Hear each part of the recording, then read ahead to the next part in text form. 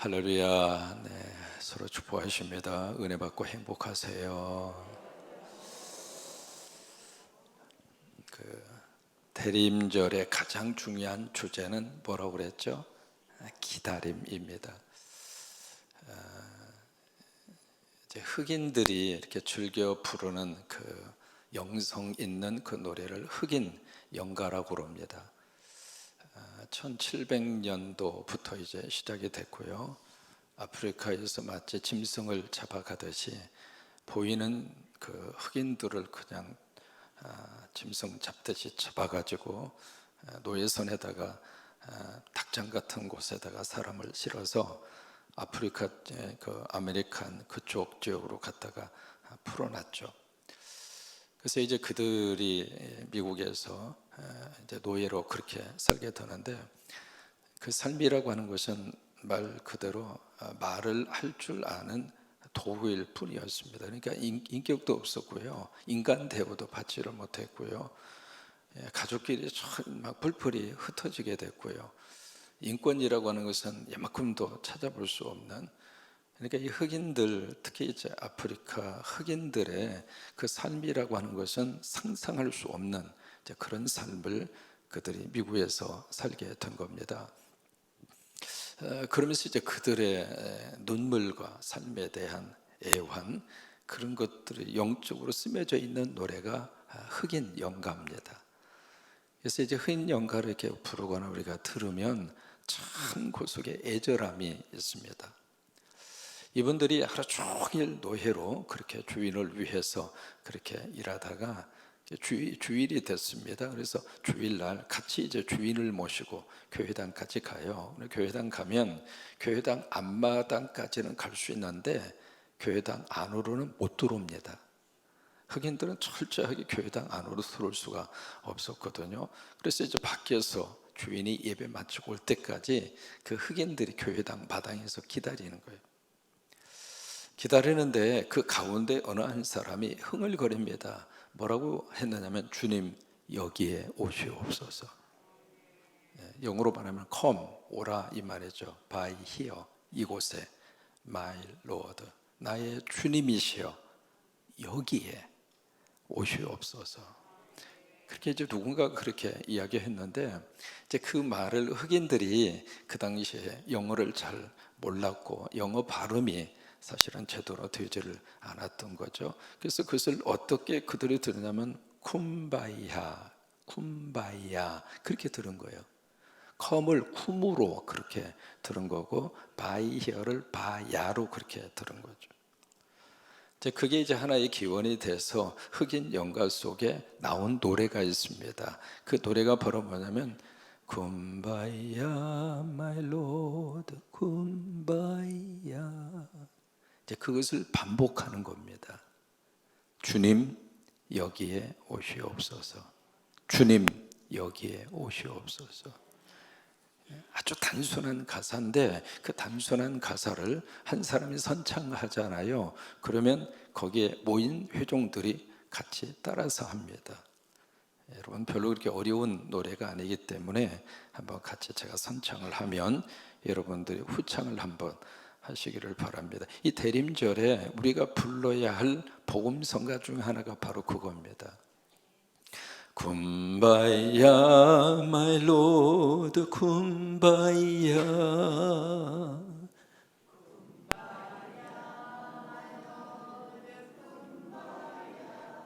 음정은 괜찮아요. 그냥 따라서만 하시면 됩니다. 쿰바야 마이 로드 쿰바야.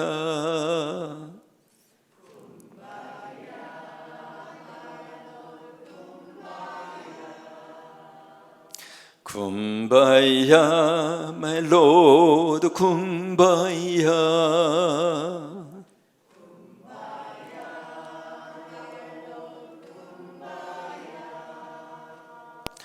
홀로드 쿰바야.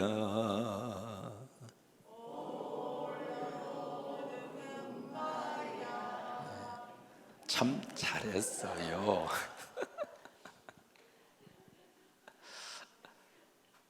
대림절에 불러야 할 찬송입니다.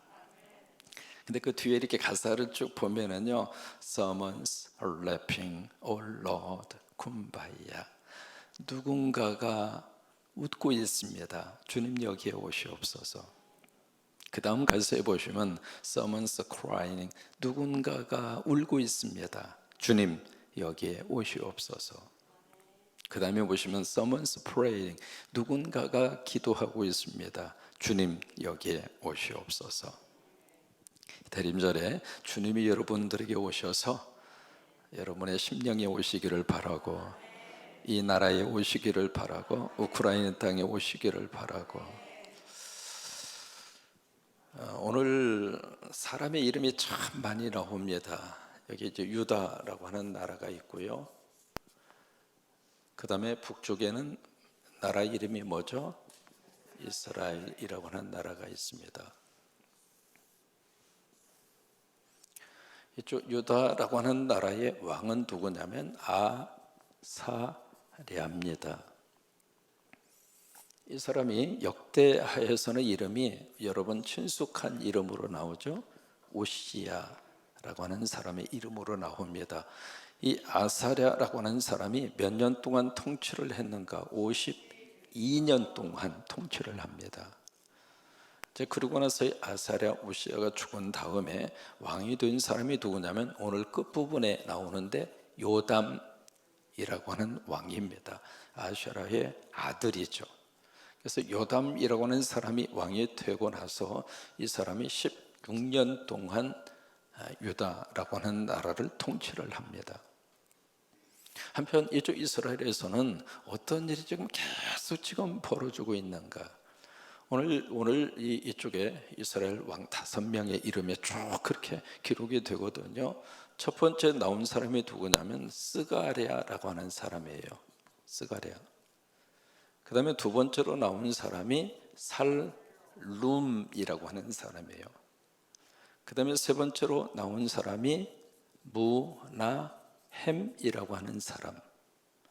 그 다음에 네 번째로 나온 사람이 부가히야라고 하는 사람. 그 다음에 다섯 번째로 나온 사람이 베가. 그 다음에 나온 사람이 호세야입니다. 여기 좀 이렇게 보시면은요, 이 아사랴 오시야가 통치하는 기간에 이스라엘에서는 이렇게 많은 왕들이 지금 나타나고 사라지고 이제 그 내용이 여러분들이 읽으신 오늘 성경의 그 내용입니다. 몇 가지 특징이 있습니다. 어떤 특징이 있느냐면 이 왕들의 통치 기간이 아주 짧아요. 여기 스가랴 같은 경우에는 6개월 왕노릇하다가 끝났습니다. 근데 그 뒤에 살룸이라고 하는 사람은 한 달 왕노릇하다가 끝났습니다. 그래도 왕은 왕이죠. 한 달이 있었으니까. 아무튼 한 달 왕노릇하다가 살룸이 끝났어요. 그 다음에 무나햄이라고 하는 사람은 조금 길어요. 2년 왕노릇합니다. 2년. 그 다음에 부가히야가 조금 길게 합니다. 몇 년 했냐면 20년 해요. 이렇게 쭉 이렇게 보시면은요, 이 통치 기간이 아주 짧아요. 여러분 왜 그럴까요? 이게요, 악의 방법으로 어느 정상 고도에 올라가잖아요. 그러면 그 끝이 그렇게 좋지가 않습니다. 그러니까 이들이 정상적인 방법으로 왕이 된 게 아닙니다. 그래서 이제 통치 기간이 그렇게 길지가 않아요. 아무리 화려한, 그리고 아무리 권력의 힘을 중점에 올라섰다 할지라도 그 끝은 분명히 있게 되어 있습니다. 영원한 정권은 없습니다. 결국 이제 이 사람들이 잠깐 왕의 자리에 있다가 떨어져 나오고 떨어져 있다. 이제 그런 식으로 계속 이게 반복이 되는 거예요. 그 다음에 두 번째로 이 기록을 통해서 우리가 보는 두 번째 특징은 계속 반역이 일어납니다. 반역이 일어나서 이 스가랴를 누가 죽였는가? 살룸이 죽입니다. 그 다음에 살룸을 누가 죽이는가? 무나햄이 죽입니다. 그 다음에 무나햄의 아들이 부가히야예요. 여기는 이제 아들이 이어받아요. 근데 이 베가가 무나히야를 죽입니다. 그 다음에 호세아가 베가를 죽여요. 이게 우리 성경에 아주 끔찍한 장면이 계속 반복해서 그렇게 나오고 있거든요. 여러분 한번 보실래요? 10절을 같이 한번 보십니다. 10절에 보시면 야베스의 아들 살룸이 그런 누구냐면 스가랴예요. 스가랴를 반역하여 구테타를 일으켰다 그 말이죠. 반란을 일으켜서 백성 앞에서 어떻게 죽였어요? 쳐 죽였습니다. 백성들이 뻔히 보고 있는 그 앞에서 이 살룸이라고 하는 사람이 반역을 일으켜서 구테타를 일으켜서 자기 왕을 백성들이 보는 앞에서 쳐 죽여버린 거예요. 그리고 나서 그를 대신해서 왕이 돼요. 그 다음에 여러분이 14절로 한번 가서 보시겠습니까? 14절 같이 한번 읽습니다.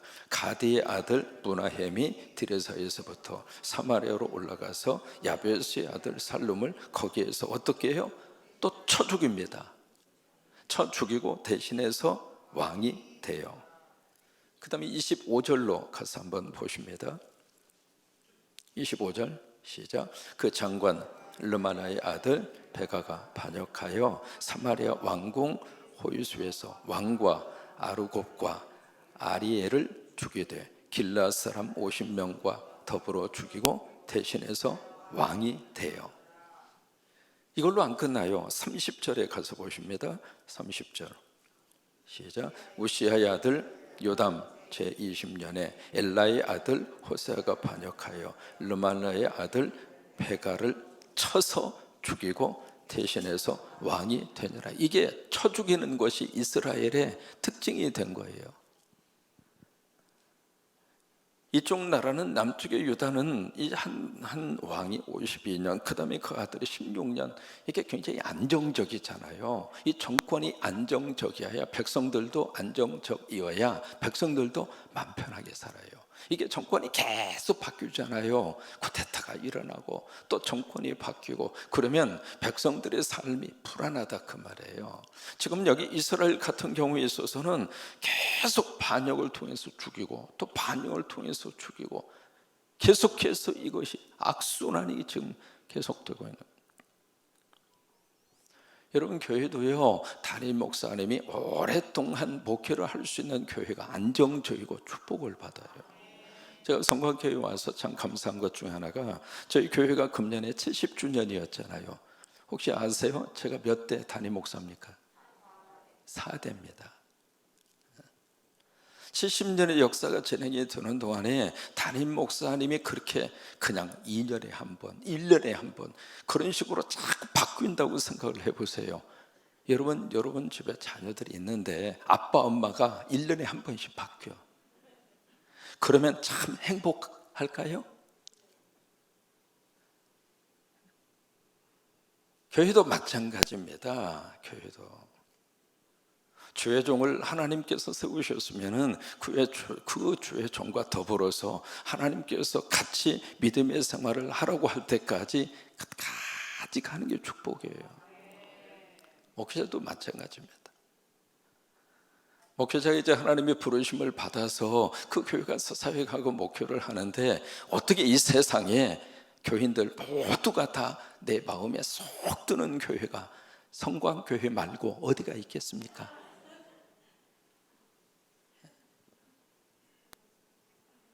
하나님께서 보내셨으니까 사명 감당하고 하나님이 하라고 하니까 끝까지 충성하고 그러는 거지.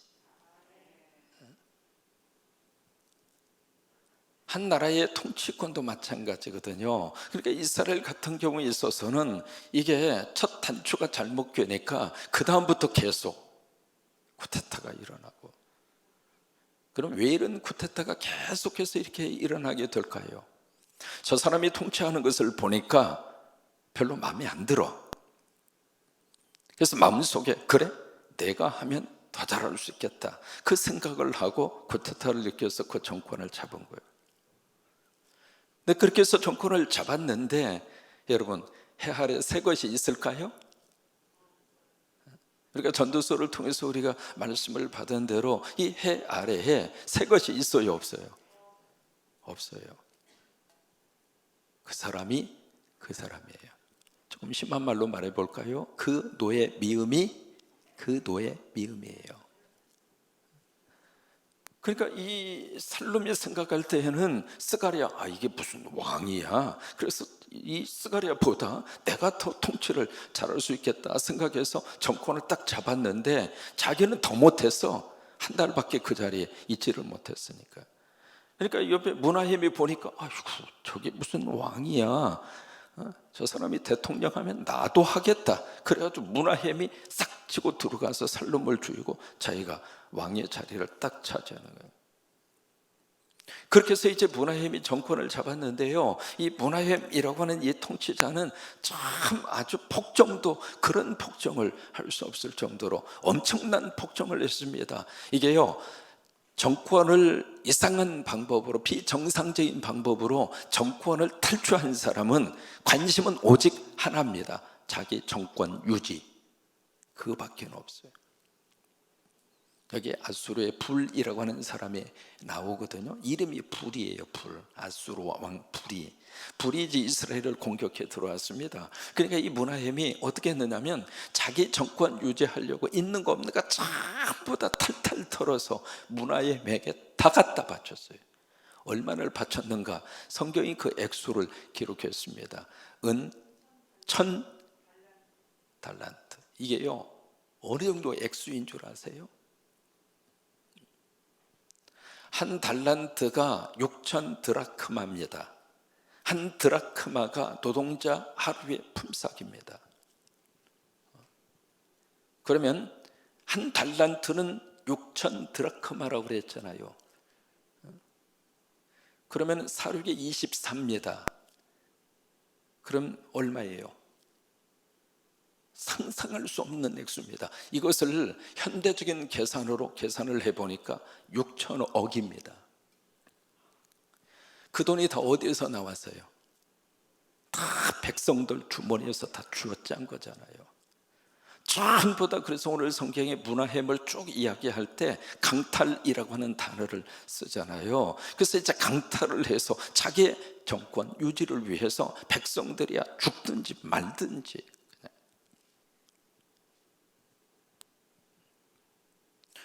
오늘 이것을 쭉 통해서 우리가 보면서 느끼는 게 있습니다. 여러분, 이 가운데 지도자가 있습니까? 다 지배자일 뿐이지. 지도자하고요, 지배자하고 전혀 달라요. 지배자하고. 지도자를 뭐라고 이야기하는가? 리더라고 그래요. 영어로 리더. 지배자를 뭐라고 그러는가? 룰러라고 그래요. 룰러. 지금 여기 있는 사람들은 지도자는 하나도 없습니다. 모두가 다 지배.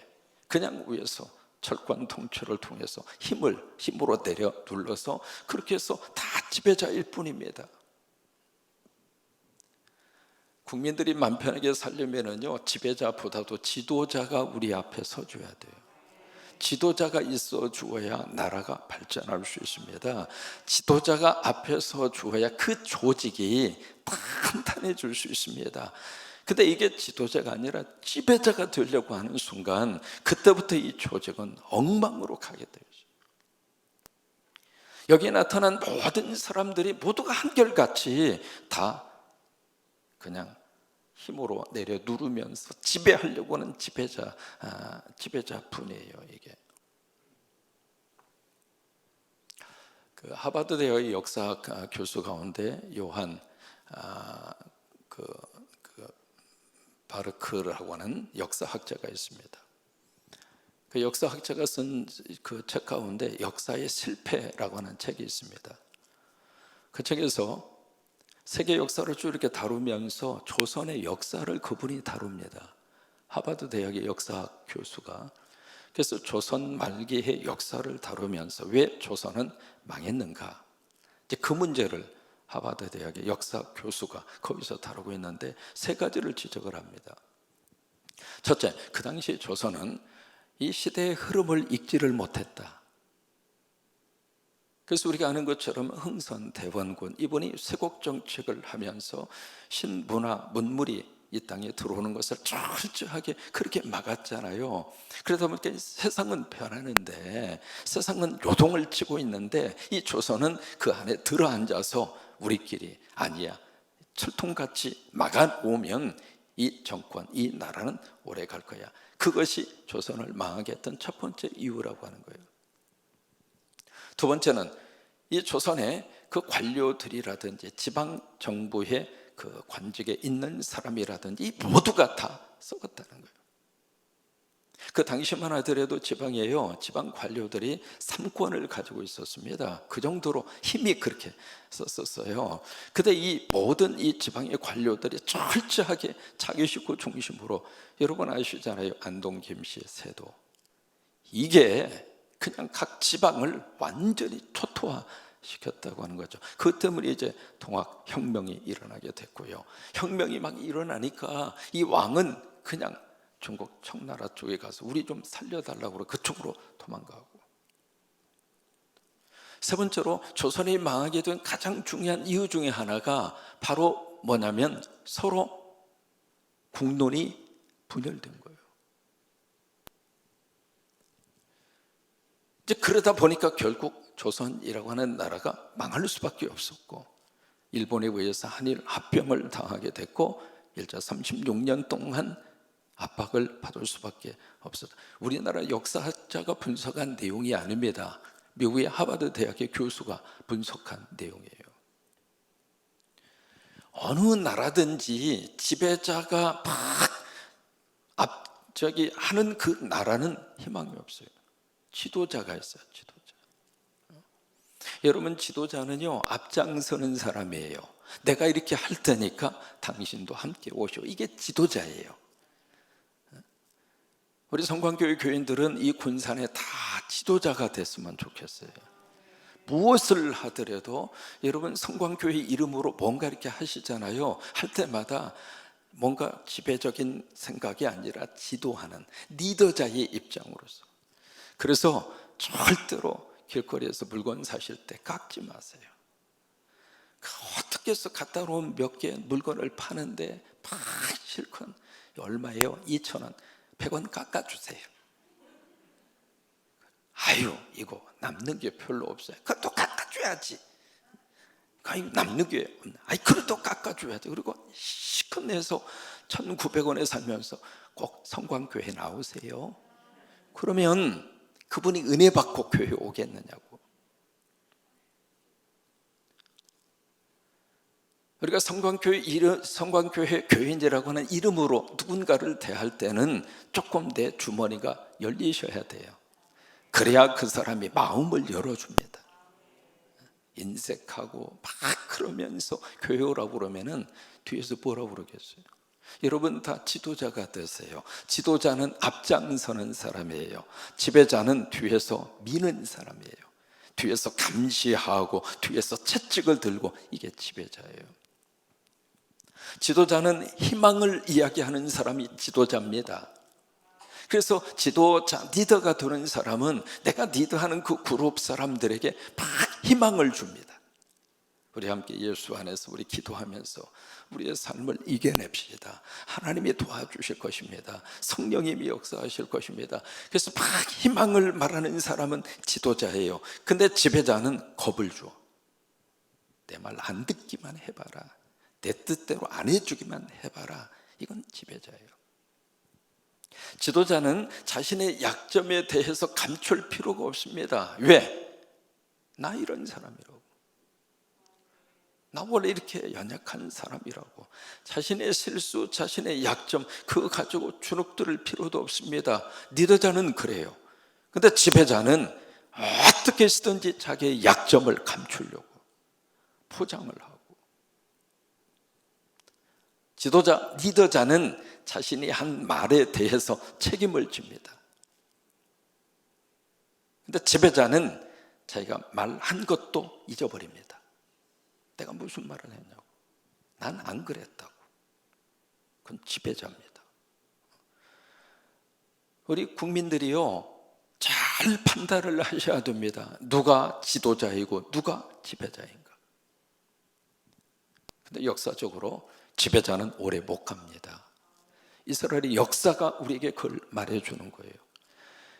지배하기 위해서 이 자리까지 피를 흘리면서 쳐서 죽여서 그 자리까지 딱 올라갔는데 이 스가랴가 딱 6개월 하고 그 자리에서 내려오잖아요. 살룸이 스가랴를 죽이고 그 자리까지 올라갔는데 한 달 만에 그 자리에서 내려오잖아요. 국민들이 지배자를 가만두지 않습니다. 특히 지금은요, 지배자가 어떤 저기를 통해서 귀를 막고 눈을 막고 통치를 한다 할지라도 이제는 국민들이 깨어있기 때문에 그게 오래 못 가는 거예요. 지도자예요. 여러분, 한 나라의 지도자뿐만이 아닙니다. 가정 안에서도 마찬가지입니다. 여러분도 가정 안에서 지배자가 되려고 하지 마시고 지도자가 되셔야 돼요. 자녀들에게 우리 부모님들이 지배자가 되려고 하시면 안 됩니다. 우리 자녀들에게 부모님들이 지도자가 돼야 돼요. 리더자가 돼야 돼요. 그래야 우리 가정이 편안하고, 교회 안에서도 마찬가지입니다. 교회 안에 여러분들이 맡겨주신 그 사역의 현장에서 지배자가 되려고 하지 마시고 지도자가 되셔야 돼요. 그래야 그 조직이 튼튼해지고 그 조직이 하나님의 복을 받고 그 조직을 통해서 하나님의 역사와 축복이 임하게 될 겁니다.